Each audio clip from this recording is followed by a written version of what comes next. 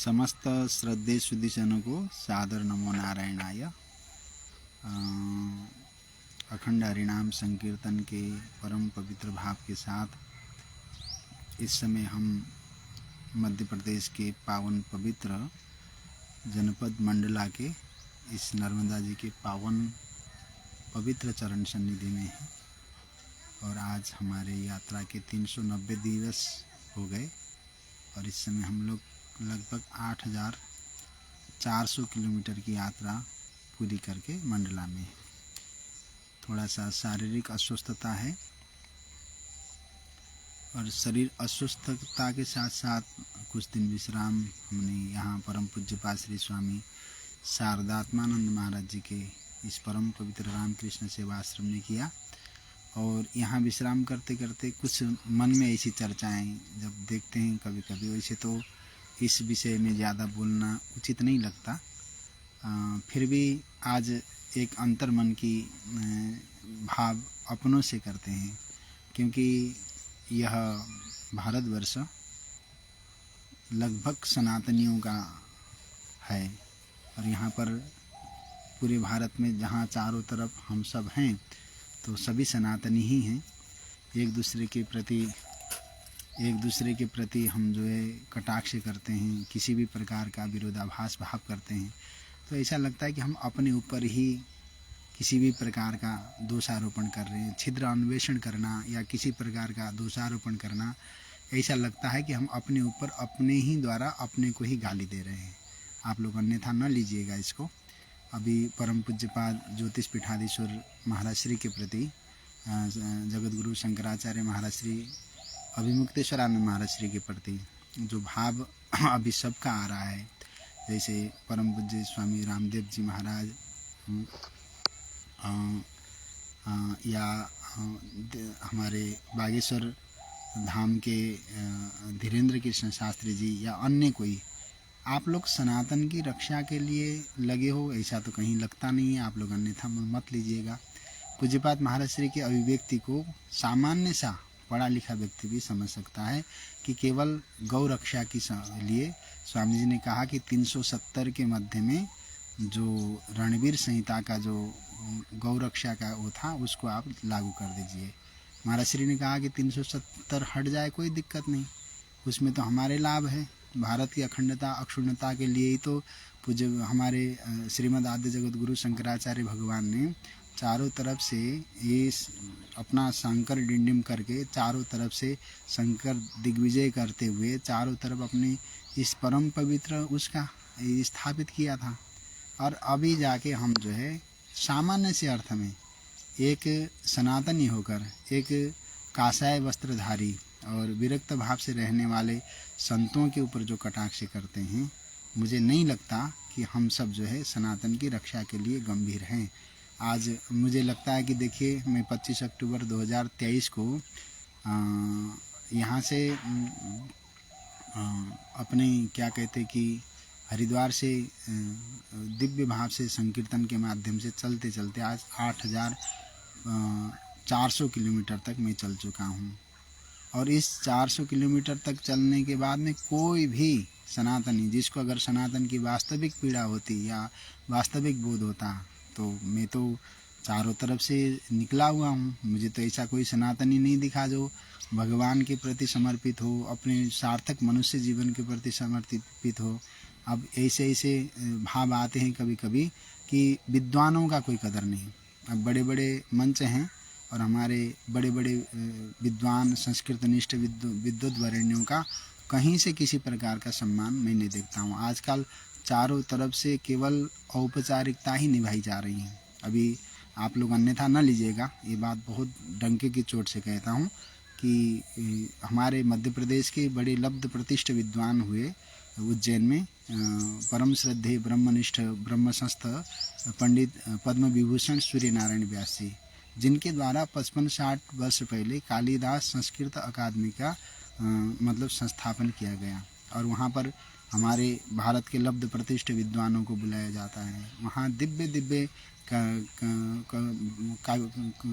कालिदास जी के प्रति दिव्य दिव्य काव्य पाठ होता है। बड़े बड़े विद्वान लोग बड़े श्रद्धा से उस मंच में जाना चाहते हैं, परंतु जहाँ जो आयोजक ही उस मर्म के प्रति अगर चिंतित ना हो कि इतने बड़े बड़े विद्वानों को आने का, हमारे एक शशिकांत तिवारी महाभाग थे, उनका कम से कम जिनको आप निमंत्रण दे रहे हैं उनको कम से कम श्रद्धा से तो बुलाइए कि वहाँ कार्यक्रम किस प्रकार से करना है।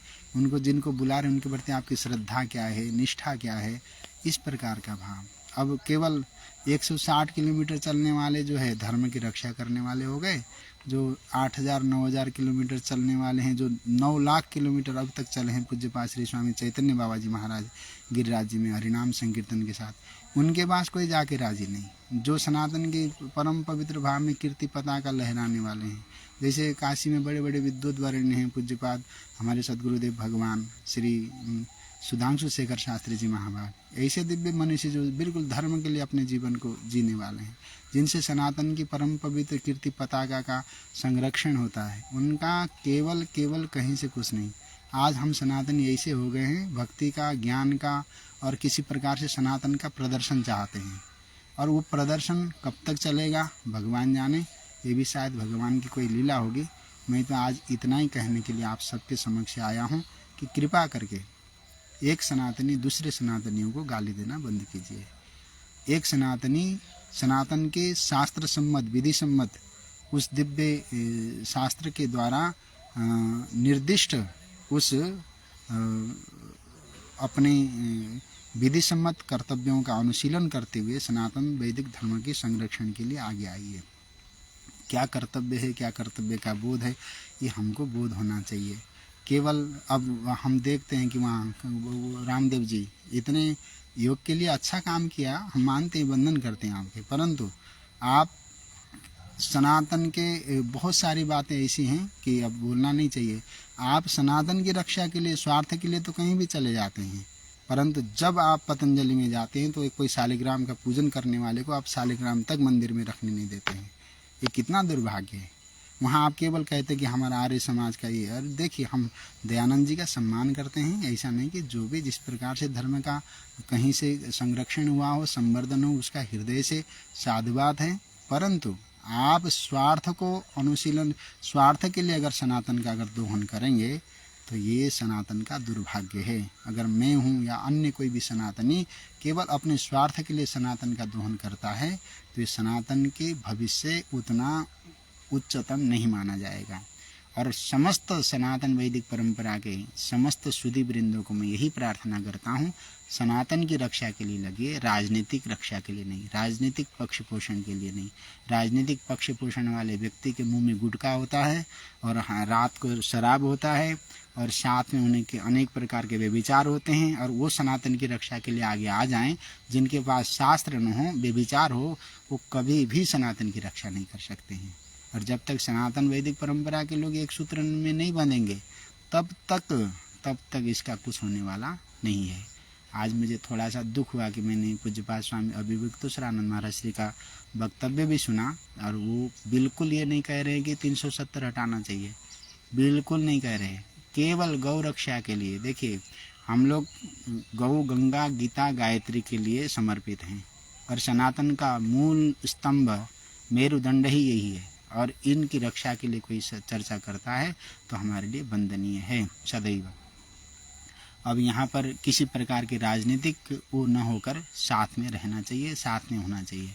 अब यहाँ धीरेन्द्र कृष्ण शास्त्री जी अभी क्या कह रहे हैं, एक प्रकार के भाव से कह रहे हैं कि जाति में मत बटो। अरे भाई, जाति में कौन बट रहा है? मैं एक सामान्य से अर्थ बता दूं, आप अपने आप को धीरेन्द्र कृष्ण गर्ग कहते हैं, जब कहीं भी जाते हैं तो हमें राजस्थान की तरफ जाते हैं तो कहते हैं ये हमारे परिवार के हैं धीरेन्द्र कृष्ण शास्त्री जी। बोले ये सामान्य से जाति में बंटने की बात तो आप स्वयं कर रहे हैं महाराज, परंतु वर्णाश्रम का सार्थक अनुशीलन न करने वाला कभी सनातन नहीं हो सकता है। और वास्तविक ब्राह्मण होगा तो वर्णाश्रम को मानेगा। हाँ, अन्य वर्णाश्रम के प्रति श्रद्धा निष्ठा रखनी चाहिए, ये नहीं कि हम उनका तिरस्कार करें।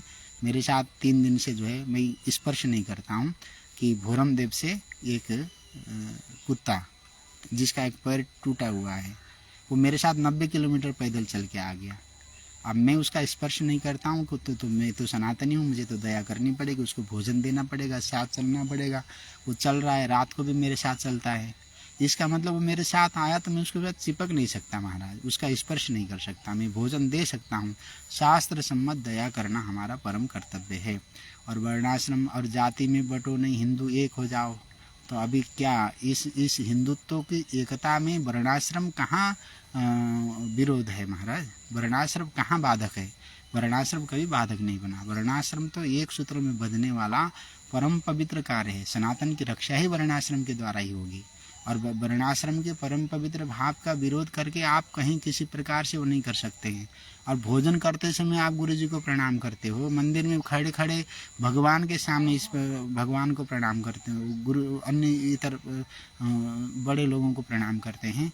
और ऐसे करके आप सनातन की रक्षा की पहले तो कुछ शास्त्र का अध्ययन तो करिए आप। हम पहले भी नहीं बोले कभी, जब श्रीमद् भागवत की कथा करते हैं और जन्मादेश से का ये श्लोक ही आपसे शुद्ध नहीं बोला जाता है, प्रथम श्लोक। हाँ, अब उसके बाद जो है अन्य भागवत की चर्चाओं में आप जाते हैं।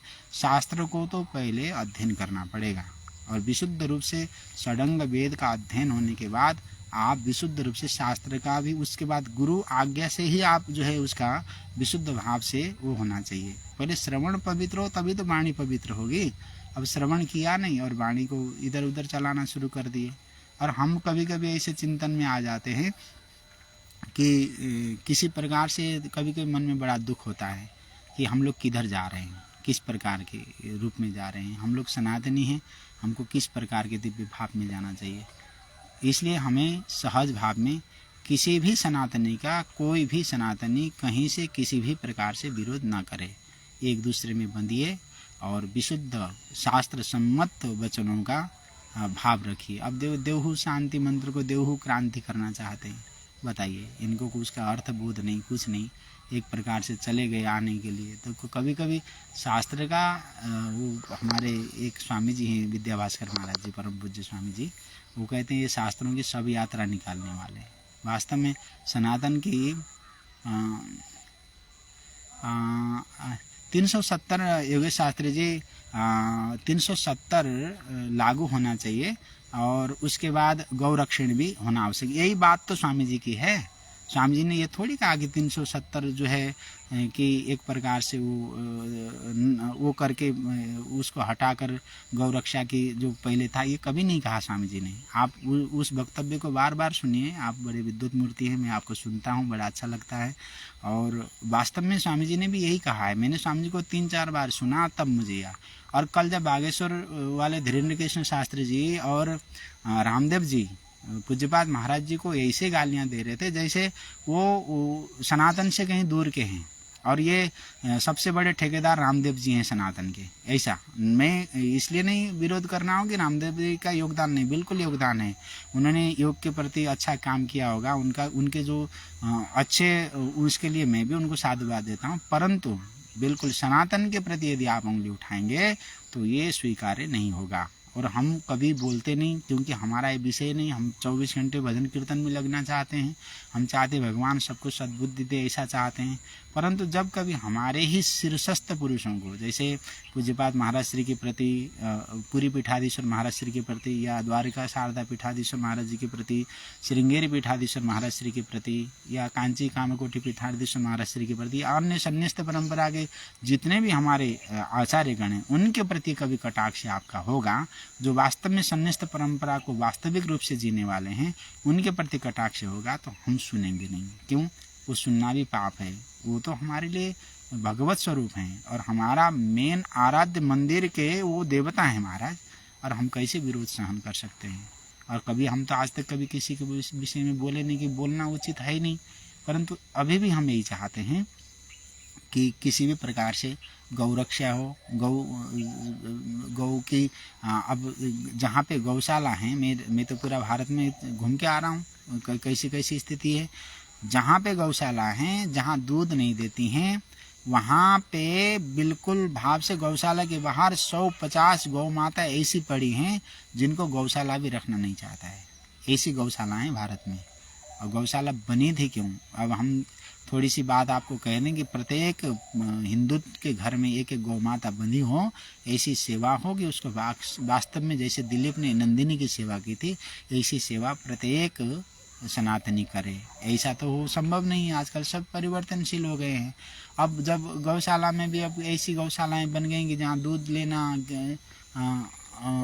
जो किसी प्रकार से ये करना, उधर करना, इधर करना, ये सब करना, वास्तव में अब किसी प्रकार से इतने बड़े बड़े आचार्य हैं सभी किसी, हाँ अभिमुक्तेश्वरानंद महाराज ने जब जब राजनीति की बात करी हमको वो स्वीकार्य नहीं है, लेकिन गौ रक्षा के लिए करें, गायत्री की रक्षा के लिए करें, गंगा की रक्षा के लिए करें, इस विषय में हमारा एक मत होना चाहिए सनातनियों का। हाँ, राजनीतिक परिवेश में जो बात पूज्यपाद महाराज श्री को हमको स्वीकार्य नहीं है, क्योंकि हम लोग सनातनी हैं। सनातन की रक्षा सनातन के परम पवित्र नियमों का अनुशीलन करने से ही हो सकता है। धर्मो रक्षित रक्षिता, जब तक धर्म की रक्षा के लिए हम सनातन वैदिक परंपरा के नित्य नियमों का अनुशीलन नहीं करेंगे, अनुपालन नहीं करेंगे, तब तक सनातन की रक्षा संभव नहीं है। ये कटु सत्य है, मानना पड़ेगा सबको, बोलने से नहीं होगा। जीवन में सनातन धर्म को अनुशीलन करना पड़ेगा, पालन करना पड़ेगा। अब वहाँ पर थोड़ी सी बात जब कभी आती है तो हम लोग जब थोड़ा सा एक दूसरे के ऊपर कीचड़ उछालते रहेंगे तो दूसरे लोगों को किसी प्रकार का साथ मिलेगा, दूसरे लोगों को किसी प्रकार का वो होगा, हमारी एकता बाहर दिखने लगेगी और ये लगेगा कि प्रत्येक व्यक्ति अपने स्वार्थ के कारण ही सनातन को पकड़ के बैठा है और वो अपने हिसाब से सनातन की व्याख्या करना चाहता है। सनातन की व्याख्या व्यास जी के मुखारविंद से निकली हुई उस परम पवित्र भावधारा के द्वारा हो, सनातन की व्याख्या ऋषियों की परम पवित्र उस मंत्र के माध्यम से हो, और विशुद्ध रूप से हमारे शास्त्रों ने जिस प्रकार से सनातन के दिव्य भाव का व्याख्या किया है उसके अनुसार हमको जीना चाहिए। ये मेरा करबद्ध प्रार्थना है और मैं कभी दोबारा इस विषय में, ऐसे विषयों में मैं कभी बोलना नहीं चाहता हूँ। विशुद्ध रूप से भगवत भक्ति और भगवत संकीर्तन से अपना जीवन पवित्र करने के मूड हूँ और समस्त भारतीयों से ही प्रार्थना करता हूँ कि आप सभी भी सनातन वैदिक परंपरा के परम पवित्र भाव से जुड़िए। कितने भारतीय हैं जो भगवान के नाम का कीर्तन भजन अनुशीलन करते हैं, कितने ब्राह्मण हैं जो प्रत्येक दिन जो है त्रिकाल संध्या करते हैं, कितने संत हैं जो प्रत्येक दिन माला जपते हैं। दिन भर तो मोबाइल में लगे रहते महाराज, ये बात बोलने वाली नहीं है, पीड़ा होती है। सनातन की रक्षा करना चाहते ना, मोबाइल पकड़ के नहीं होगा, माला पकड़ के होगा। जीवन में विशुद्ध रूप से शरीर से, मन से, वाणी से तप करके होगा महाराज। जैसे भगवान श्री कृष्ण ने गीता में कहा शरीर की देवत द्विज गुरु प्राज्ञो, वहाँ से जाके आप देखिए 9वें अध्याय में परम पवित्र भाव में तप किसको कहा। आपका शरीर का तप क्या है, आपका मन का तप क्या है, आपकी वाणी का तप क्या है।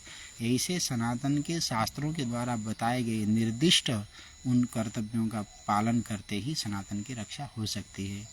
हम उठते 10-11 बजे हैं, उसके बाद जय श्री राम करते हैं, फिर एक डंडा पकड़ गया, मुंह में गुटखा रख लिया और थोड़े बहुत सिगरेट गांजा भांग पीना शुरू कर दिए। ऐसे सनातन की रक्षा नहीं होगी।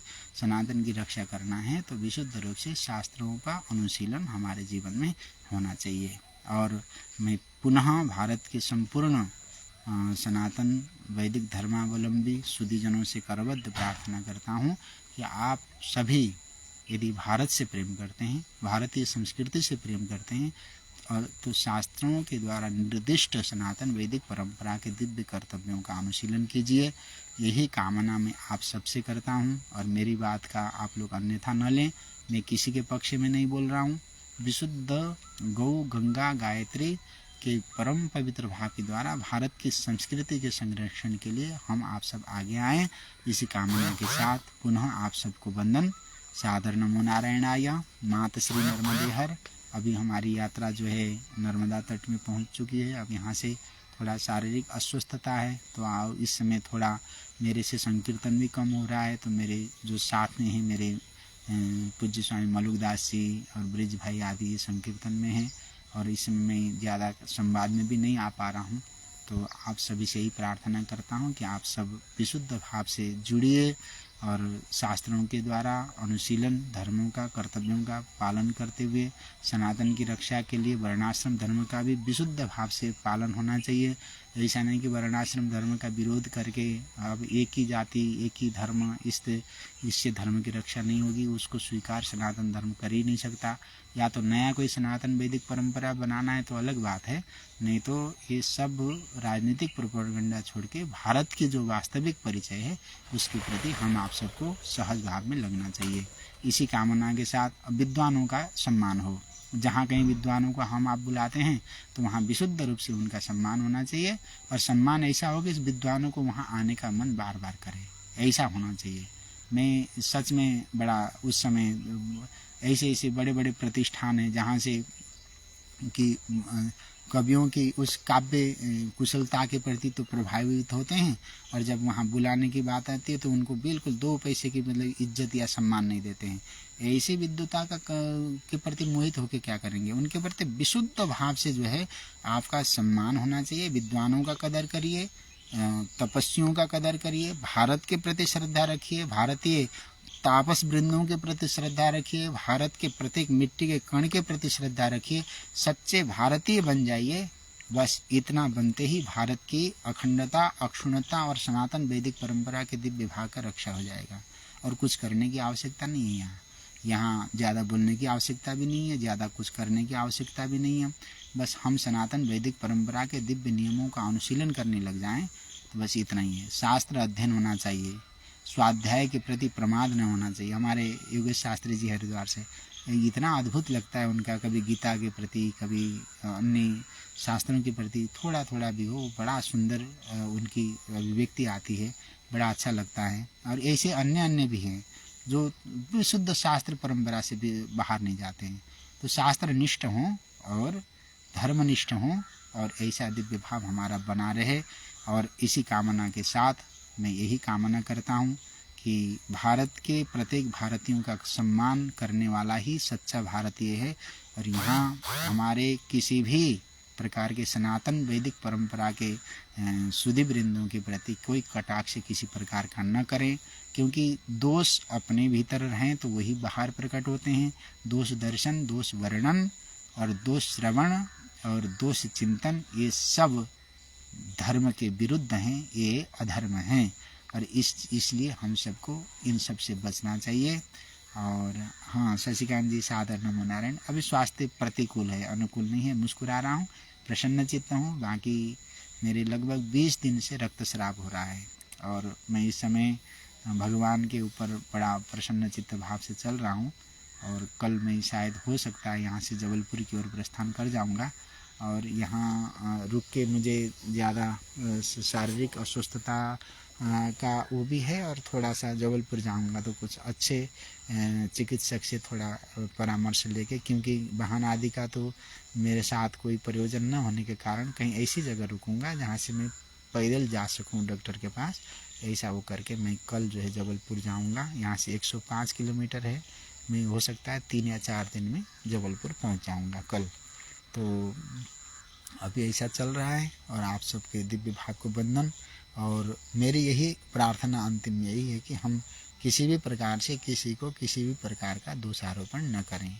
हाँ, एक बात सत्य है कि मदिरा पान करने वाला ब्राह्मण के ब्राह्मणत्व नष्ट हो जाती है। अब इसी प्रकार से त्रिकाल संध्या न करने वाले ब्राह्मणों का क्या होगा, और जो तुरीय संध्या न करने वाले सन्यासियों का क्या होगा?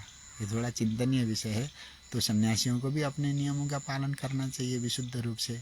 और शरीर का धर्म तो, शरीर तो व्याधि का एक प्रकार का मंदिर है। तो इस प्रकार से अपने नित्य कर्मों के प्रति सदैव सजग रहना चाहिए, प्रत्येक पल प्रत्येक क्षण। पूज्यपाद ब्रह्म संस्थ भारती जी महाराज वाराणसी में व्हील चेयर में आकर भी भगवान विश्वनाथ का दर्शन किया करते थे। ऐसे दिव्यनिष्ठ साक्षात विश्वनाथ के स्वरूप हम सब तो सनातनी, हमको अपने कर्तव्यों का पालन करना चाहिए, बोध करना चाहिए, कभी किसी का विरोध नहीं सुना। ऐसे अजात शत्रु बनने का प्रयत्न हम सबको करना चाहिए। आज मेरे ये पहला और अंतिम ऐसा अभिव्यक्ति है कि आप सब इसको अन्यथा नहीं लेते हुए सब एक सूत्र में बंधे। बाकी यही कामना करता हूँ। माँ नर्मदा हम आपके संपूर्ण सनातन वैदिक परंपरा के समस्त धर्मावलंबियों के मानस में ऐसे बैठ जाएं कि वहाँ से भगवती शारदा सदैव हमारे अंतर मन को परम पवित्र करते हुए भारत के प्रति, भारतीय संस्कृति के प्रति, सनातन वैदिक परंपरा के प्रति सदैव निष्ठावान एक तपस्वी बनाने का प्रयत्न करें। इसी कामना के साथ पुनः प्रणाम। नमो नारायणाय।